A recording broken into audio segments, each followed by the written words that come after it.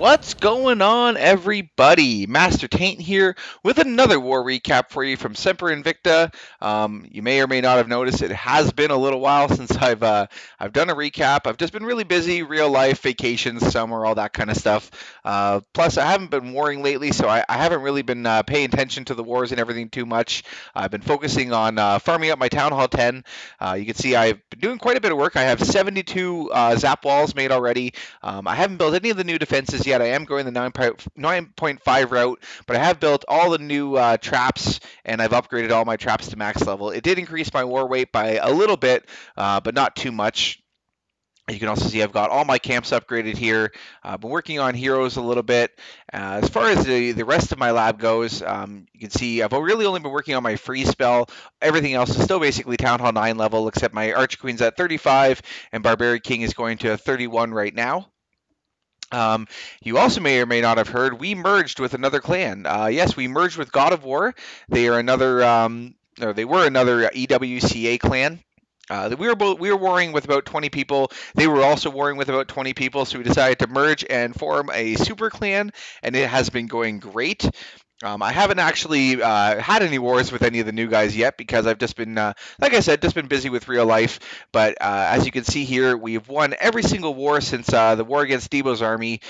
And you can see right here against Devil Society, that was our first war as a super clan, 35 versus 35, and it's been 40 versus 40 ever since, and we've been killing it. Lots of Town Hall 10 3-stars, all the Town Hall 9s getting cleaned up. Everything's been going great for Semper Invicta. That's all I got to say, really. Yeah, so if you look at our current war here, this is versus Marklor II. We were really excited about this war because Marklor is one of the best French clash clans there are. This is their feeder, which unfortunately you can see not the best. They did have a couple 3-stars. I believe it was only 3 3-stars total, and the rest of it was 2-stars all the way down. So yeah, I mean, a bit disappointing. If you look at the enemy side here, you can see we're able to 2 and 3-star all their Town Hall 10s, and then as far as Town Hall 9s go, absolutely everything got 3-starred. We actually had 5 Town Hall 10 3-stars in this war, but one of them was against it was a troll base, so I'm not going to show that one. But there are some recaps I want to show you today. All right, and so the first one we're going to show you today is by our new leader, Ibra Sadik. I'm really sorry if I pronounce anyone's names wrong. These guys are based out of Egypt. They're really good guys, really good players, but I'm horrible with names, as we know by now. But yeah, part of the deal with the merge was, they would give up their clan, and we would give them leader. Nothing really changed. I mean, all of our co-leaders are still co-leaders. All of their co-leaders are co-leaders. So yeah, but I mean, ultimate control now goes to Ibra instead of Walter White, and it just works out best for everybody because we have the super clan now. So yeah, as you can see here, those wall breakers had really good value. Got them into both these compartments here. Golems come in towards the inside. The Archqueen's taking on the golems here. Barbarian King comes in really late, which is sweet. He's got lots of health now. But you can see most of their CCs had 2 loons in them, and 2 loons is actually pretty dangerous against a strat like this where you're not lowering the CC, because you can see the loons there doing so much damage to his Barbarian King. Gets taken out there, but does manage to take out that Inferno Tower, and then his Archer Queen is able to take out everything else over here. You can see she goes on that gold storage, comes over and works on the Town Hall, finally uses her ability after the Inferno Tower and everything has been taken down, but then she turns around and takes out both of those Wizard Towers before dying. So a lot of value in that shatter. Got rid of most of the base or a lot of the defenses on that side of the base, and a lot of those were air attacking defenses too. So it works out really well. Drops in his 1 hound from across the base here. He wants to make sure he picks up as many traps as he can. And then he drops his loons, 2 per defense, which is pretty normal now. In behind those, as they are focused on the hounds, you can see they come up here, and as they move into this Inferno Tower, they're going to take it out really quick, take out that air sweeper. Inferno Tower is going to go down. All of his hounds are still alive. 1 just died just now. He still has 2 hounds tanking on this air defense, and now the last air defense has gone down. You can see he still has 1 hound that has a lot of health left. He's got so many loons here coming around the back side of the base. All these pups are taking out the bottom side of the base here, cleaning up the enemy Barbarian King, which obviously is going to be no threat, and everything moves up here towards this last Archer Tower. Yeah, you can see the health on that hound there. It's still in the green. It's only lost a little sliver. Probably could have even switched it for some loons or something else, but doesn't even matter. It did its job. He's got so many pups left over here, so many loons left over here, and the base is going to get cleaned up really fast. So very nice job, Ibra. All right, and the next attack we are going to look at today is by, I forgot, sorry, STAT versus their number 6.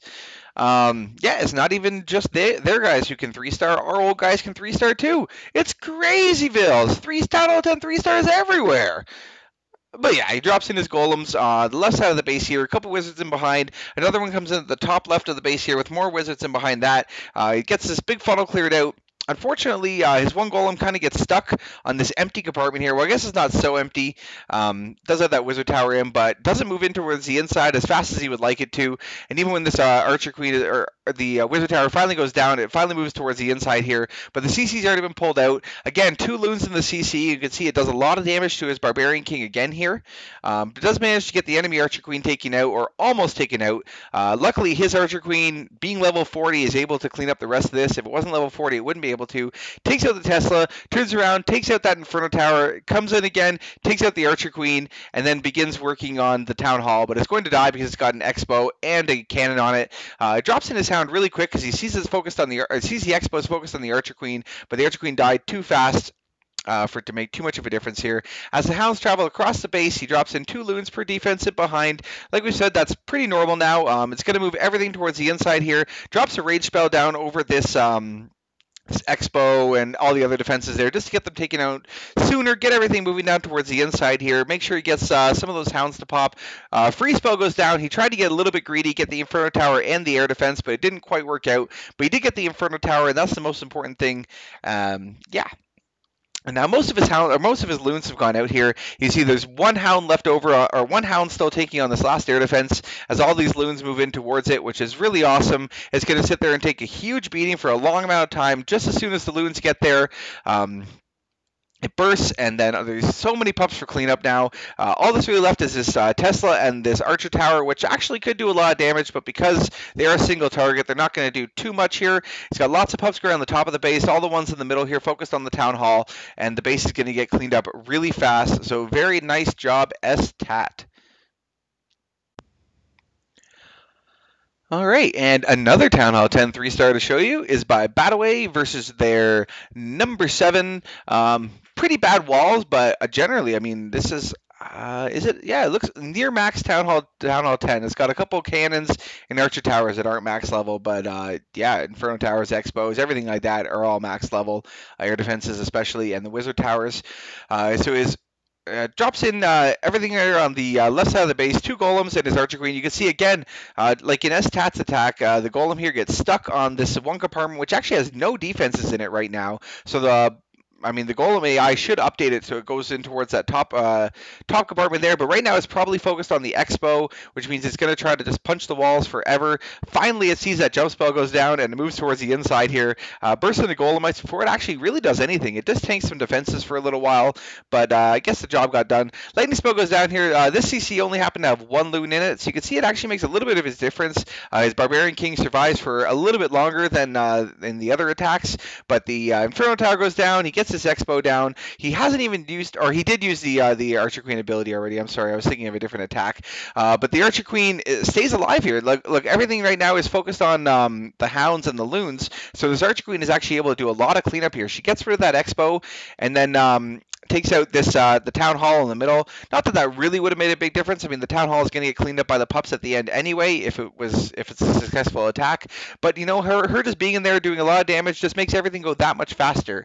The hounds are now moving down. Like he finally loses his first one while this air defense is frozen just because of that Expo and the Archer Tower and everything focused on it. But he still has 1 hound with quite a bit of health left. Unfortunately, he has dropped all of his loons. He doesn't have that many left. But look at the Archer Queen now. She's going to take out these last couple buildings here. She comes down, takes out this Archer Tower, and then moves down and takes out the last of the air defense here. Oh, sorry, after she takes out the clan castle, turns around and takes out the last few hit points of this air defense. So all those pups are survived now. The Archer Queen finally dies at the very last, as the very last defense goes down. But he's got so many pups left over because that Archer Queen was able to take out so many of the defenses at the end here. A couple minions and goblins going around as well, but everything's getting cleaned up really fast. So very nice job at Battleway.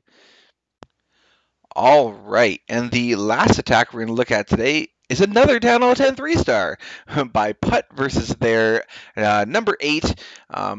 Putt, as you've seen in his attacks before, he likes to take a little bit of time at the start of the raid just to kind of survey the base. I mean, you do get those 30 seconds that you can think about it. So he's, figuring out exactly, okay, I've been looking at this while I've been scouting it. My golem's going to go here. My wizards are going to go here.